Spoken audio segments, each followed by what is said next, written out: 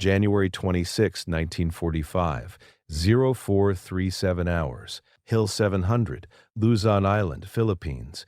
Private First Class Manuel Perez Jr., 22 years old, feels the bamboo beneath his foxhole shake as Japanese Type 97 grenades detonate 15 yards to his left. The explosion kills 2 men from Company A, 511th Parachute Infantry Regiment, 11th Airborne Division, instantly.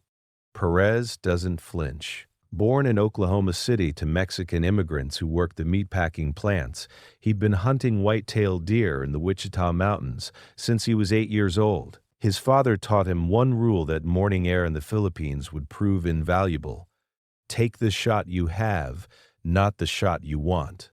The Japanese 2nd Raiding Brigade had infiltrated American lines under complete darkness, using a dried riverbed as their approach route. Intelligence reports suggested 300 enemy soldiers were massing for a dawn assault designed to retake the strategic high ground that dominated the approaches to Manila. The 511th had lost 47 men in the previous 72 hours holding this position. Perez's position anchored the left flank, a 40-yard stretch of defensive line that protected the battalion's exposed western approach. At 0441 hours, Perez hears it, the distinctive metallic click of Type 99 Arisaka rifle bolts being pulled back, 75 yards downslope, moving through elephant grass that reaches chest height. His hands move to his M1 Garand automatically, fingers checking the 8-round N-block clip seated in the rifle's action. He has 6 additional clips in his cartridge belt, 56 rounds total. The muzzle flash from the Japanese position tells him what he already suspected. They're coming straight at him. Then he feels it. The searing pain that changes everything. A Japanese Type 97 grenade lands 4 feet from his foxhole. Perez has maybe 1 second to react. He throws himself backward, but the blast catches his legs. Both tibias fracture, his left femur cracks. Shrapnel tears through his right calf muscle, severing the gastrocnemius. The pain is extraordinary, but Perez's mind processes something more immediate. He cannot walk. He cannot run. He cannot retreat. The Japanese soldiers advancing through that elephant grass will be on his position in less than 2 minutes. If you want to see how Manuel Perez survived what happened next, please hit that like button. This is a story the military tried to verify 3 separate times because what this 22-year-old did in the next 41 minutes seemed physically impossible. Manuel Perez Jr. was born on March 3, 1923, in Oklahoma City's Stockyard District, where Mexican and indigenous American families worked the cattle operations that fed the Southwest. His father, Manuel Sr., had crossed from Chihuahua in 1919, settling in Oklahoma because the meatpacking plants paid $1.40 a day, enough to support a family if you worked 6 days a week. Young Manuel grew up in a 2-room house on South Robinson Avenue, sharing space with 3 younger siblings. What made Perez exceptional wasn't formal education. He dropped out of Capitol Hill High School at 16 to work the stockyards alongside his father. It was the weekends that forged the skills that would save his life in the Philippines. Every Saturday before dawn, Manuel Sr. would take his eldest son into the Wichita Mountains Wildlife Refuge, teaching him to track mule deer through scrub oak and limestone outcroppings. By age 12, Manuel could judge distance to 300 yards within 5% accuracy, using only terrain features. By 14, he could field dress a deer in under 8 minutes. The skill that mattered most, though, was patience. His father insisted on ethical kills. 1 shot, clean through the vitals, no suffering. Manuel learned to control his breathing, to squeeze triggers between heartbeats, to make the first shot count because you rarely got a second one. Between ages 8 and 17, he fired approximately 2,000 rounds from his father's Winchester Model 1894.303 rifle. His unofficial accuracy rate at 100 yards was 94%. On November 12, 1942, 19-year-old Manuel Perez walked into the U.S. Army recruiting station in Oklahoma City and volunteered for Parachute Infantry.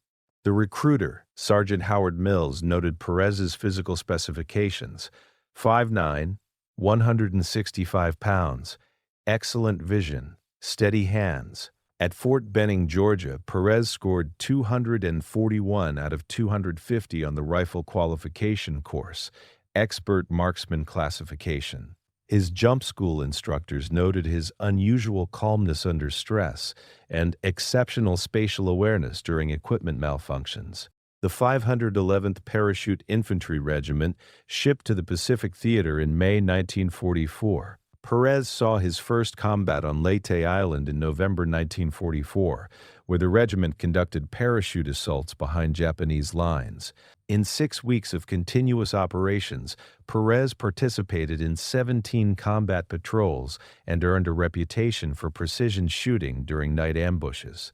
His platoon leader, Lieutenant James Anderson, wrote in a field report, "PFC Perez demonstrates remarkable fire discipline and target discrimination under combat stress." The one habit that would prove critical on Hill 700 was something Perez had developed hunting deer. He counted his shots. Always, every trigger pull registered in his mind as a number, tracked against ammunition remaining. In the chaos of combat, when other soldiers lost track of magazine changes and fired until their weapons clicked empty, Perez always knew exactly how many rounds he had left. 044 2 hours, 30 seconds after the grenade blast. Perez cannot feel his feet. The pain from his fractured legs creates a white-hot sensation that threatens to overwhelm his consciousness, but his mind separates into two distinct functions. One part processes the agony, acknowledging it exists. The other part begins calculating. Muzzle flashes downslope indicate at least 20 enemy soldiers advancing in a skirmish line approximately 70 yards out and closing. Rate of advance through elephant grass, roughly 1 yard every 2 seconds. Time until contact, 140 seconds, maybe less. His hands move independently of conscious thought. Right hand chambers around in the M1 Garand. Left hand braces the rifle's forend against the forward lip of his foxhole. The position is wrong. He should be prone, legs extended behind him for stability. Instead, his shattered legs are crumpled beneath him at angles that look wrong even in the pre-dawn darkness. No choice. He adapts. The first Japanese soldier breaks through the elephant grass at 65 yards. Perez sees the silhouette of the helmet, the distinctive shape of the Type 99 Arisaka rifle. His breathing slows. Exhale. Pause. Squeeze. The M1 Garand bucks against his shoulder. The .3006 round travels at 2,800 feet per second, covering 65 yards in 0.071 seconds. The Japanese soldier drops. Kill number 1. 7 rounds remaining in the clip. 2 more soldiers appear, moving at angles to flank his position. Perez shifts his aim 6 degrees right. The second soldier is running, making target acquisition difficult. Perez leads him by 2 feet, accounting for the soldier's movement speed and the bullet's flight time. Trigger squeeze, the soldier's momentum carries him forward 3 more steps before he collapses. Kill number 2. 6 rounds remaining. The third soldier sees his comrades fall and drops into the elephant grass, disappearing from view. Smart. Perez watches for movement, tracking the grass disturbance patterns. There, 18 feet to the left of where the soldier went down, the grass stalks move against the wind direction. Perez fires into the movement. A scream confirms the hit. Kill number 3. 5 rounds remaining. Then the pain hits again. Perez's right leg, the one with shrapnel through the calf muscle, begins bleeding heavily. He can feel warm blood pooling in his boot, which is somehow still on his foot despite the blast. His left leg, with a fractured femur, has started swelling. The tibia fractures in both legs create a grinding sensation whenever he shifts weight. Medical training tells him he's looking at compound fractures, probable arterial damage, and significant blood loss. He gives himself maybe 20 minutes before shock sets in. The Japanese soldiers have stopped advancing. Perez hears shouting in Japanese from multiple positions. They're coordinating, regrouping. He uses the pause to assess his tactical situation. His foxhole is 4 feet deep, excavated into volcanic soil that provides good protection from small arms fire. The lip of the foxhole gives him a natural firing rest. Behind him, the nearest friendly position is 40 yards back, Corporal James Wilson's machine gun nest, but Wilson is facing east, covering a different approach angle. Perez is essentially alone. He performs an ammunition check, 6 clips remaining in his cartridge belt, plus 5 rounds in the current clip. Total, 53 rounds. The M1 Garand holds 8 rounds per clip, which means he has 6 full reloads plus a partial clip. Each reload takes approximately 2 seconds if performed correctly. He's performed this reload sequence 500 times in training and another 200 times in combat. His hands know the movements. At 0446 hours, 4 minutes after the grenade blast, the Japanese launched their second probe. This time, they're smarter. 6 soldiers advance simultaneously from different angles, using fire and movement tactics. 2 soldiers provide covering fire while 4 advance in short rushes. Perez identifies the pattern immediately. Standard Japanese small unit tactics, designed to overwhelm a defensive position through coordinated assault. He takes the covering fire soldiers first. The principle is simple. Eliminate the suppression, and the assault element loses their protection. The first covering fire soldier is positioned behind a fallen mahogany log at 70 yards. Perez can see the muzzle flash from his Type 99 Arisaka. He aims for the flash, firing twice in rapid succession. The muzzle flash stops. Kill number 4. 3 rounds remaining in clip. The second covering fire soldier adjusts position, moving to a termite mound 20 yards to the left. Perez tracks the movement, firing his last 3 rounds from the clip. The distinctive ping of the empty end-block clip ejecting from the M1 Garand rings out in the darkness. The sound is tactically disadvantageous. It tells nearby enemies that you're reloading. Perez has 2 seconds of vulnerability. His hands move. Extract fresh clip from cartridge belt. Insert into rifle's action. Thumb presses clip down until the bolt slams forward, chambering the first round. Total time, 1.4 seconds. He fires immediately. The soldier behind the termite mound drops. Kill number 5, 7 rounds remaining. The 4 assault element soldiers are now within 40 yards and closing fast. Perez shifts to rapid fire, abandoning the careful aimed shots for combat shooting. Target acquisition, point shoot, shift to next target.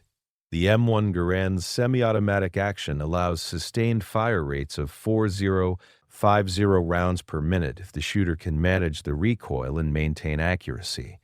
Perez fires 8 rounds in 11 seconds, emptying the clip. 3 soldiers go down. Kill numbers 6, 7, and 8. 1 soldier keeps coming. 30 yards, Perez reloads. The advancing soldier fires his Arisaka while running, the rounds impacting the dirt 2 feet in front of Perez's foxhole. Perez chambers around and fires in 1 fluid motion. The soldier drops at 25 yards. Kill number 9. Silence. Perez performs a tactical assessment. 9 enemy soldiers down in 4 minutes. 4 clips expended. 32 rounds fired. His hit rate is approximately 75%, accounting for the rounds that missed. His legs have stopped hurting, which is a bad sign. The absence of pain usually indicates nerve damage or the onset of shock. He can still move his hands, still control his breathing, still think tactically. That's what matters.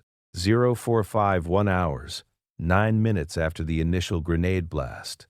The Japanese 2nd Rating Brigade commander, Captain Takashi Yamamoto, is receiving reports from his forward elements that make no tactical sense. According to 3 separate squad leaders, the American defensive position on the left flank is held by at least 8 to 10 soldiers with automatic weapons. The volume of fire and accuracy suggests a reinforced squad with machine gun support. But Yamamoto's intelligence briefings indicated this sector was held by a single understrength rifle company. spread across 200 yards of front.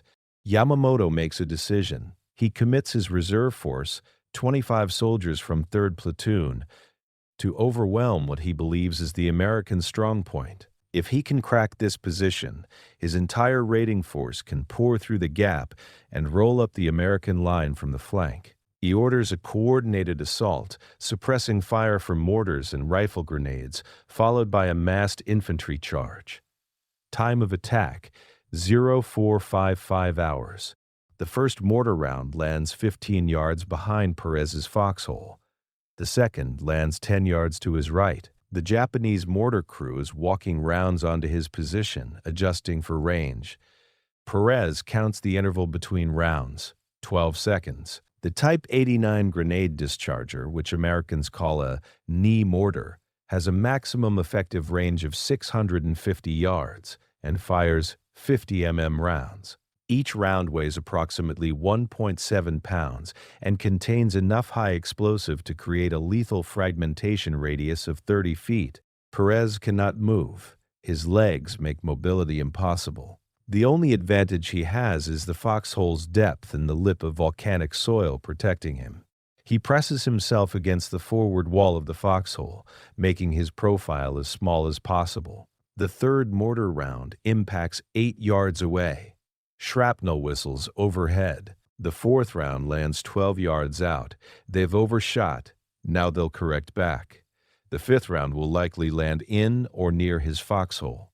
It lands 6 feet to his left. The blast concusses the air from his lungs, temporarily deafening him. Shrapnel tears through his left shoulder, creating a 4-inch laceration that immediately begins bleeding. Another piece of shrapnel embeds in his right forearm, slicing through the extensor carpi radialis muscle. His right hand, his shooting hand, goes partially numb. Then they come. Through the ringing in his ears, Perez sees them. A line of Japanese soldiers advancing at a run, approximately 25 in number, spread across a 50-yard front. Distance, 60 yards and closing at a sprint. Time to contact, approximately 20 seconds. His M1 Garand has 4 rounds remaining in the current clip. Perez makes a calculation that contradicts every tactical principle he's been taught. Standard defensive doctrine says to hold your position, use cover, create overlapping fields of fire. But Perez isn't in a standard defensive position. He's immobile, injured, and alone. If the Japanese soldiers reach his foxhole, they'll grenade him or bayonet him. His only advantage is the M1 Garand's effective range and his shooting accuracy. He chooses the targets furthest out. The soldiers at 60 yards are moving slower, more deliberate in their advance. These are likely the experienced soldiers, the ones who will command the assault once it closes within grenade range. Perez fires. The lead soldier on the right flank drops. Kill number 10. 3 rounds remaining. He shifts left, acquiring the next target. Fire. Kill number 11. 2 rounds remaining. The advancing line is now at 50 yards. Perez fires his last 2 rounds, dropping 1 more soldier. Kill number 12. The M1 Garand's clip ejects with that distinctive ping. Perez reloads. Clip from belt, insert, chamber, aim, fire. Total time 1.6 seconds. The Japanese soldiers at 40 yards now, some firing from the hip as they advance. Perez enters what combat veterans call the zone, a state of hyperfocus where time seems to slow and every action becomes mechanical precision. Fire, acquire new target, fire, shift, fire. His right hand, despite the shrapnel wound, maintains its grip on the rifle. His breathing stays controlled. 8 rounds, 8 trigger pulls, 6 seconds. The advancing line breaks apart. 4 more soldiers down. Kill numbers 13 through 16. The survivors go to ground at 30 yards, taking cover behind whatever terrain features they can find. Perez counts 16 soldiers still in the fight, now in covered positions forming a semicircle around his foxhole. They begin firing at his position with concentrated volleys. Rounds impact the lip of his foxhole, showering him with dirt. One round grazes his helmet, creating a crease in the steel that misses his skull by half an inch. Perez has 2 clips remaining, 16 rounds against 16 soldiers, who are now alert to his position and coordinating their assault. His left shoulder is bleeding steadily. His right forearm throbs with each heartbeat. His legs are completely non-functional.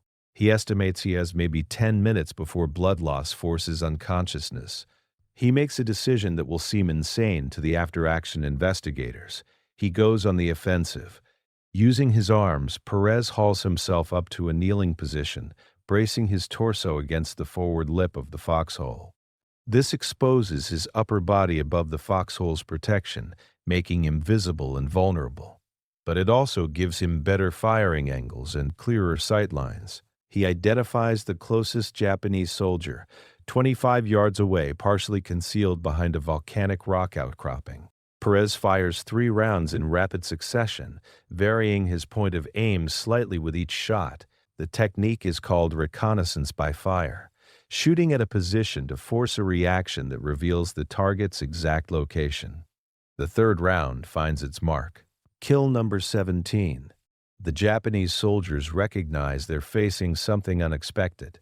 Their assault has stalled at 30 yards against what they now realize is a single American soldier. But that realization doesn't help them. Perez begins systematically eliminating every target he could identify. A soldier shifts position and exposes his helmet for 3 seconds. Perez fires. Kill number 18. Another soldier attempts to close the distance with a running dash. Perez leads him and fires. Kill number 19. At 0:45, 8 hours, 13 minutes after the grenade blast that shattered his legs, Manuel Perez has killed 19 enemy soldiers and wounded an estimated 7 more. He has 1 clip remaining in his rifle, 8 rounds, and the Japanese are preparing for another assault. 0:459 hours. The tactical situation has devolved into something neither side anticipated. Captain Yamamoto receives another report from his forward elements.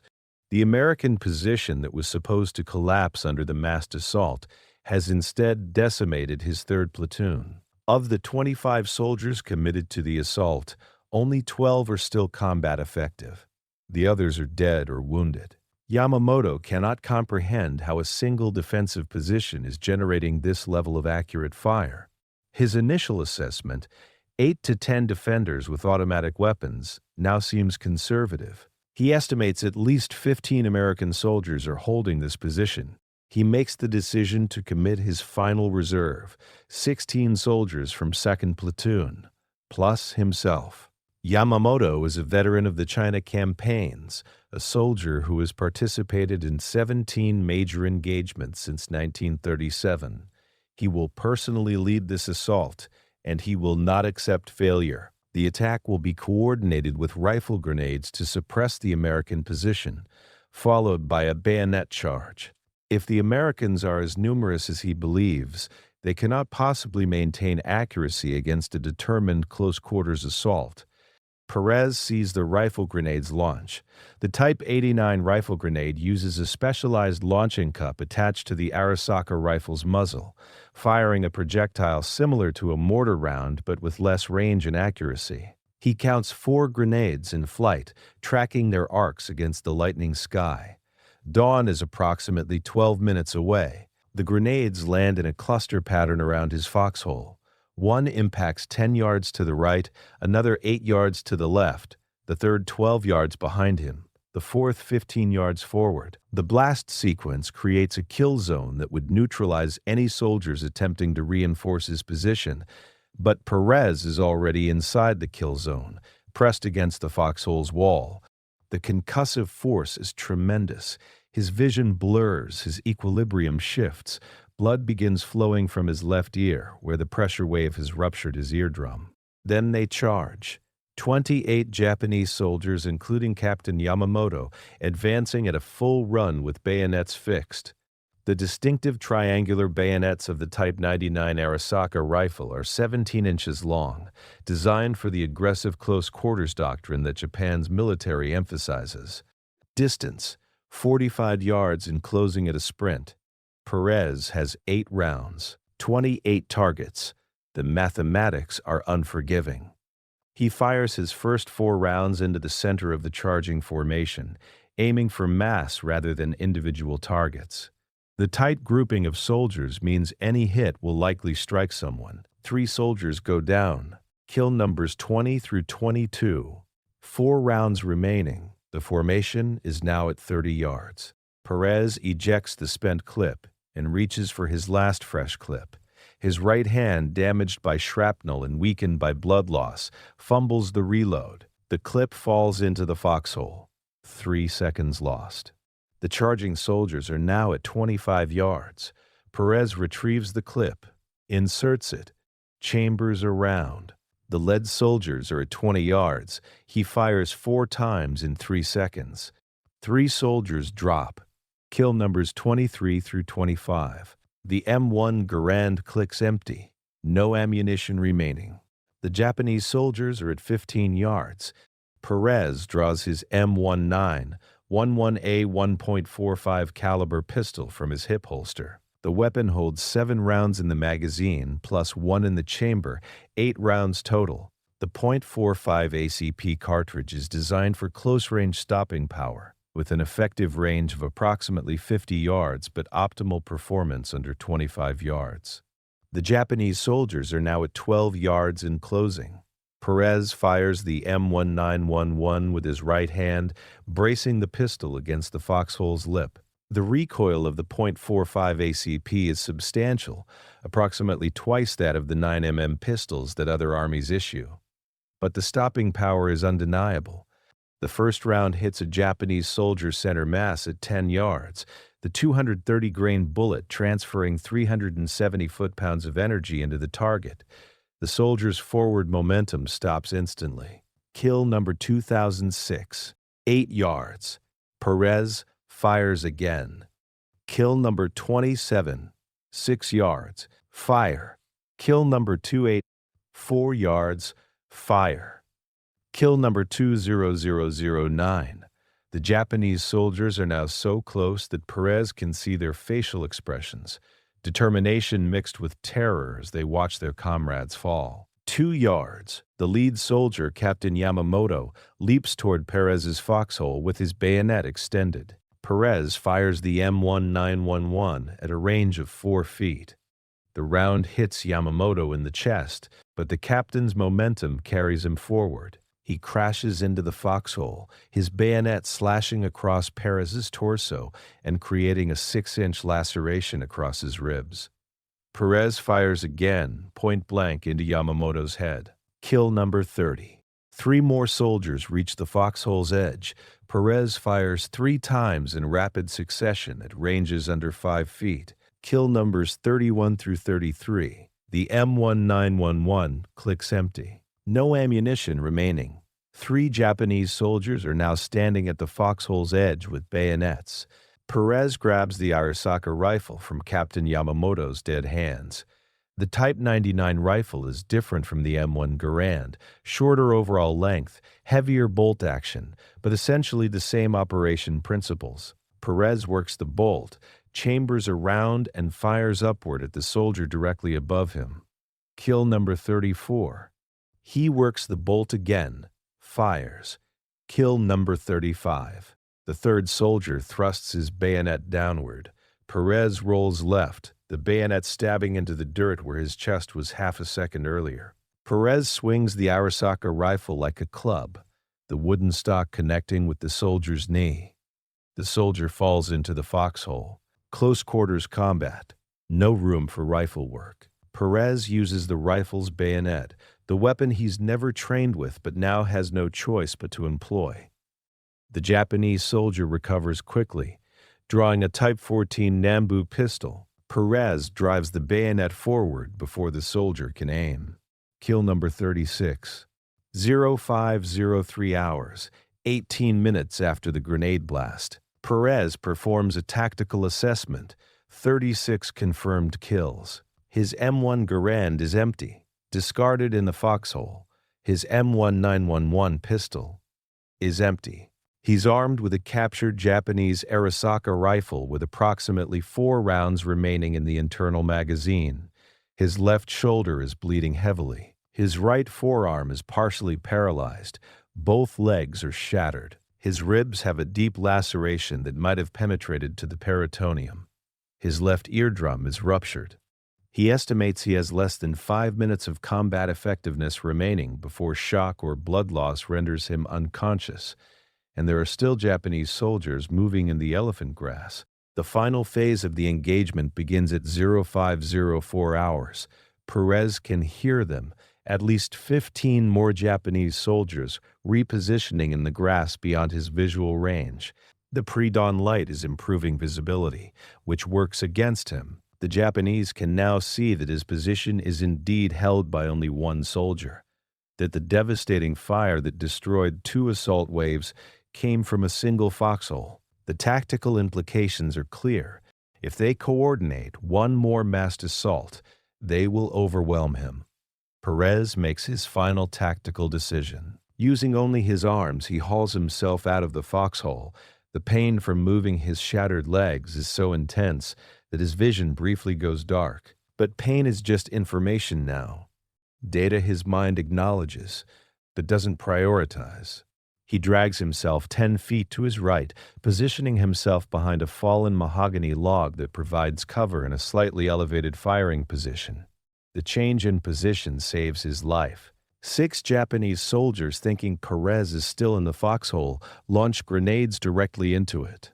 The explosions would have killed him instantly. Instead, he's behind the log, armed with the captured Arisaka rifle, watching the Japanese soldiers emerge from the elephant grass. They're cautious now, advancing in short rushes with covering fire. But they're also predictable. Perez has seen this movement pattern 17 times in previous combat engagements. He knows where they'll position themselves for their next bound forward. He aims at the spot where the lead soldier will appear in approximately 4 seconds. The soldier appears exactly where Perez predicted. Fire. Kill number 37.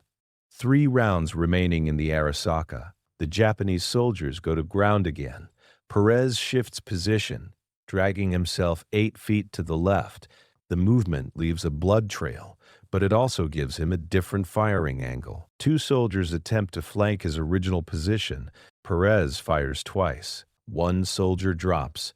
Kill number 38. 2 rounds remaining. The second soldier reaches cover. Perez counts enemy positions. He can identify at least 12 soldiers still combat effective, now spread across a 40-yard arc.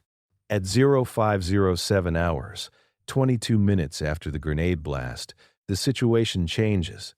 Perez hears the distinctive sound of an M1919 Browning .30 caliber machine gun opening fire from 40 yards behind him.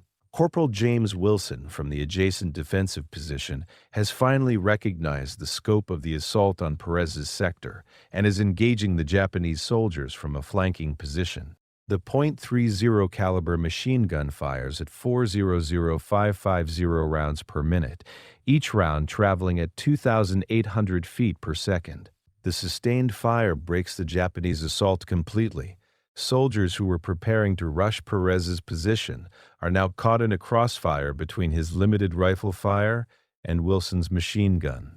Over the next 90 seconds, the remaining Japanese soldiers either retreat into the elephant grass or are cut down by the combined fire. By 0509 hours, 24 minutes after the initial grenade blast, the engagement ends. The elephant grass is motionless. No more muzzle flashes. No more movement. Perez lies behind the mahogany log with 1 round remaining in the captured Arisaka rifle, his vision tunneling from blood loss, his breathing shallow and rapid. Classic signs of hypovolemic shock. Corporal Wilson reaches Perez's position at 0511 hours, accompanied by 2 medics from the battalion aid station. Wilson later wrote in his after-action report, "I observed PFC Perez lying in a blood pool approximately 4 feet in diameter. Both his legs were at unnatural angles. He was holding a Japanese rifle and attempting to remain in a firing position. When I approached, he said, 'Check the grass line.' He remained conscious and alert until the medics administered morphine. The medics applied tourniquets to both legs, pressure bandages to his shoulder and torso lacerations, and inject him with 2 syrettes of morphine, a quarter-grain dose that begins reducing the pain within 90 seconds. They stabilize his fractured legs using improvised splints made from Arisaka rifle stocks. At 052, 3 hours, 46 minutes after the grenade blast, Perez is evacuated from the position on a stretcher.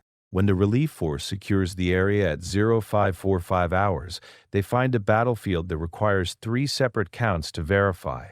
The initial count identifies 38 Japanese bodies in the immediate vicinity of Perez's foxhole, within a 60-yard radius. Battalion Intelligence Officer Lieutenant Robert Chen conducts the second count at 0700 hours, this time expanding the search radius to 80 yards and checking for wounded who may have crawled away from the immediate kill zone. The revised count, 46 confirmed dead. The third count occurs at 1300, conducted by a team from Regimental S2, Intelligence Section. They expand the search to 100 yards and use trajectory analysis to determine which casualties resulted from Perez's fire versus Corporal Wilson's machine gun fire. The methodology is straightforward. Casualties with single rifle caliber wounds to the torso or head, positioned within line of sight from Perez's foxhole or the mahogany log, are attributed to Perez. Casualties with multiple wounds or positioned outside Perez's firing arcs are attributed to supporting fire. Final verified count: 52 enemy soldiers killed directly by PFC Manuel Perez Jr. Time span: 41 minutes, from the grenade blast at 0442 hours to the end of effective resistance at 0523 hours. Ammunition expended: approximately 67 rounds from his M1 Garand, 8 rounds from his M1 911 pistol, and 6 rounds from captured Japanese weapons. Hit rate approximately 87%. The military verification process for Perez's actions began with skepticism. When Lieutenant Chen's after-action report reached regiment headquarters at 1600 hours on January 26, 1945, the S3 operations officer, Major William Crawford, rejected it as statistically improbable and likely representing collective action misattributed to a single soldier. Crawford's reasoning was sound from a conventional military perspective. A single soldier, even an expert marksman, engaging 50-plus enemy soldiers in a 41-minute firefight and achieving an 87% hit rate while suffering catastrophic leg injuries violated every statistical model the Army used for combat effectiveness. The investigation expanded.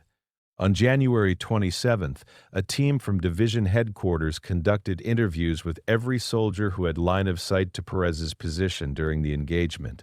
Corporal Wilson provided the most detailed testimony. "I observed PFC Perez's position receiving coordinated assault from at least 2 reinforced Japanese platoons. I observed him maintain sustained accurate fire despite being unable to stand or move from his position. The volume and precision of fire suggested multiple defenders, but subsequent examination confirmed he fought alone." Ballistic analysis supported the eyewitness testimony. Forensic examination of the Japanese casualties revealed that 38 showed wounds consistent with .30.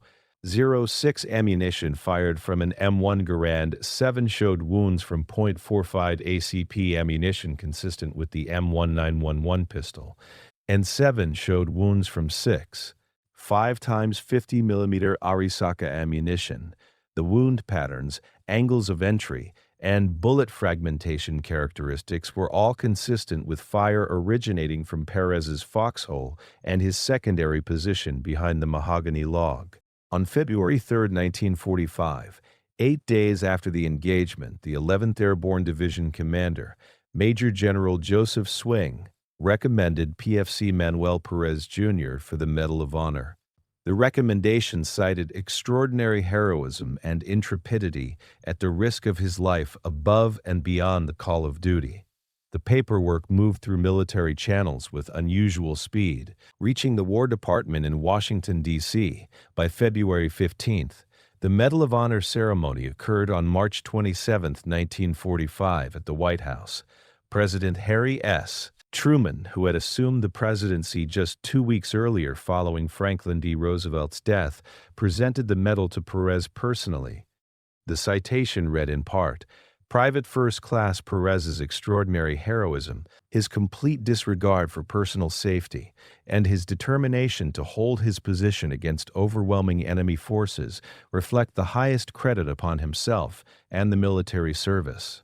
The citation detailed the specific actions: the defense of a 40-yard sector against coordinated assault by numerically superior enemy forces, the elimination of 52 enemy soldiers while suffering catastrophic injuries, and the successful holding of a critical defensive position that prevented enemy penetration of American lines. The citation did not exaggerate. Every detail was verified through multiple independent sources. Media coverage of Perez's Medal of Honor award was substantial. Stars and Stripes newspaper ran a front-page story on March 28, 1945, headlined, "Oklahoma Soldier Kills 52 Enemy in Single Battle."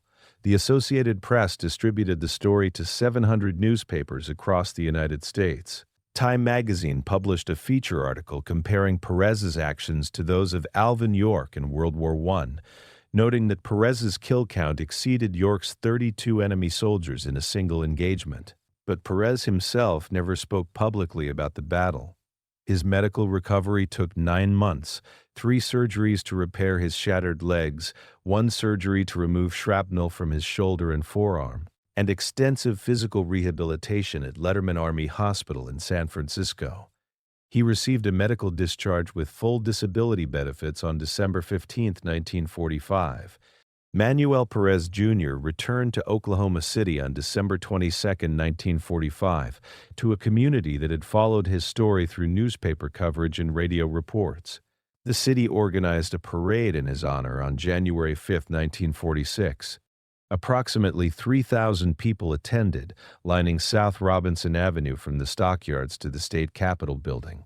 Governor Robert S. Kerr presented Perez with the state's Distinguished Service Medal. But the adjustment to civilian life proved difficult in ways that military training had not prepared him for. Perez struggled with what doctors in 1946 called combat fatigue and what would later be recognized as post-traumatic stress disorder. He experienced recurring nightmares about the battle on Hill 700, often waking at 0442 hours, the exact time the grenade blast shattered his legs. His wife, Maria, whom he married in 1947, later recalled that Perez would sometimes scan the horizon at dawn, checking for movement in grass that wasn't there. His physical injuries remained with him permanently. Despite 3 reconstructive surgeries, Perez walked with a pronounced limp for the rest of his life. His right forearm, damaged by shrapnel, never regained full strength. The ruptured eardrum in his left ear resulted in 40% hearing loss. But Perez refused disability accommodations. He returned to work at the Oklahoma City stockyards in 1946, performing the same physically demanding labor he had done before the war. He never spoke about the battle. When reporters requested interviews, he declined. When veterans organizations invited him to speak at events, he sent polite refusals. His nephew, Robert Perez, later recalled Uncle Manuel would answer questions about the war if you asked him directly, but he never volunteered information. He said the men who died on Hill 700, both American and Japanese, deserved to rest in peace, not be turned into stories.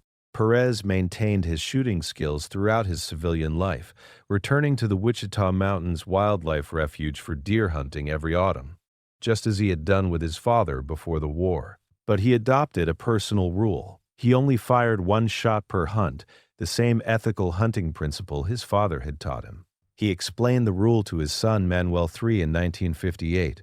"You take the shot you have, not the shot you want." Manuel Perez Jr. died on September 12, 1979, at age 56, from complications related to his war injuries.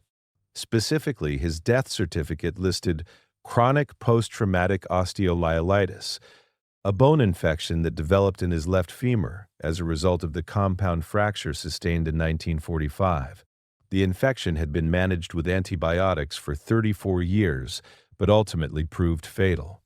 He was buried with full military honors at Fort Sill National Cemetery in Oklahoma. The funeral service included a 21-gun salute, the playing of taps, and the presentation of a folded American flag to his widow.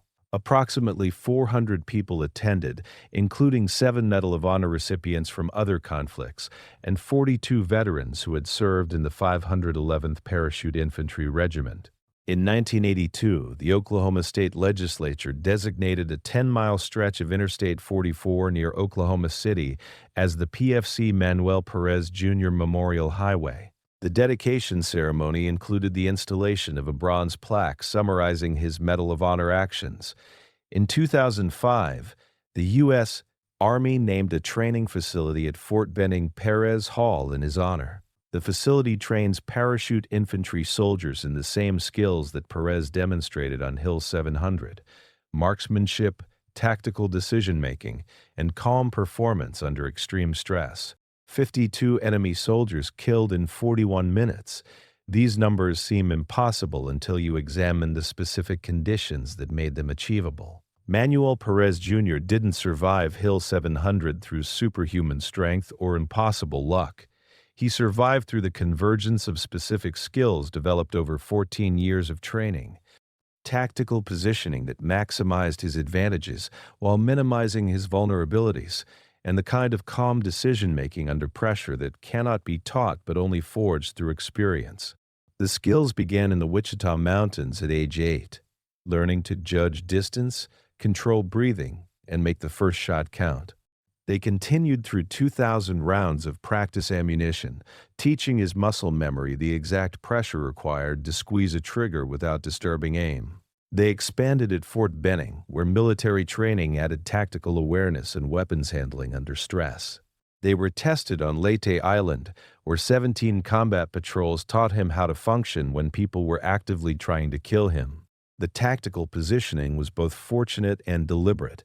The foxhole on Hill 700's left flank gave him a natural firing rest and protection from small arms fire. The volcanic soil absorbed grenade fragmentation that would have been lethal on rockier terrain.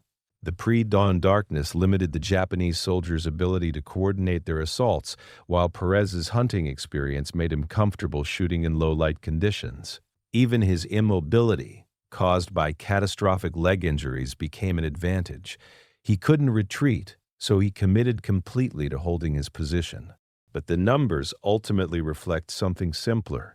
Manuel Perez Jr. was exactly the right person, in exactly the right place, with exactly the right moment. Change any variable, give him different childhood training, different military assignment, different defensive position, different injuries, and the outcome changes completely. History is shaped by these convergences more often than we recognize.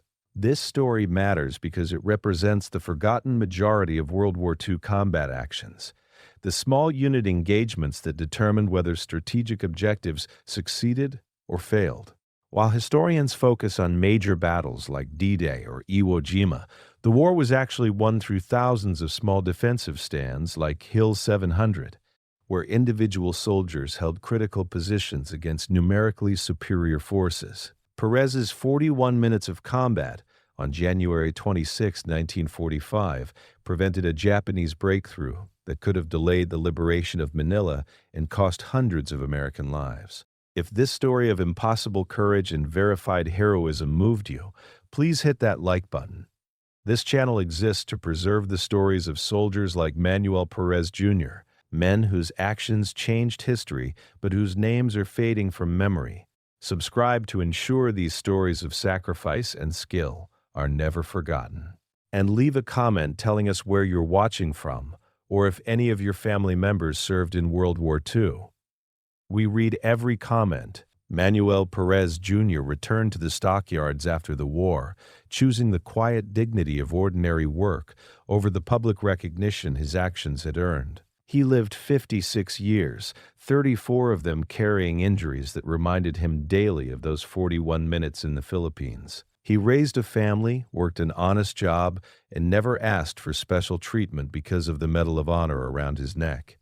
That humility, that refusal to trade on his heroism, might be the most remarkable thing about him. 52 enemy soldiers killed in 41 minutes, and Manuel Perez Jr. thought the story worth less mention than a clean shot on a deer in the Wichita Mountains. We remember him differently. We remember the impossible stand. We remember the shattered legs and the captured rifle and the final desperate fighting when ammunition ran out. We remember because stories like this, verified, documented, impossible yet true, remind us what human beings are capable of when everything is on the line. Manuel Perez Jr., 1923, 1979, Medal of Honor recipient, paratrooper, hunter, father, the man who held Hill 700 when holding seemed impossible.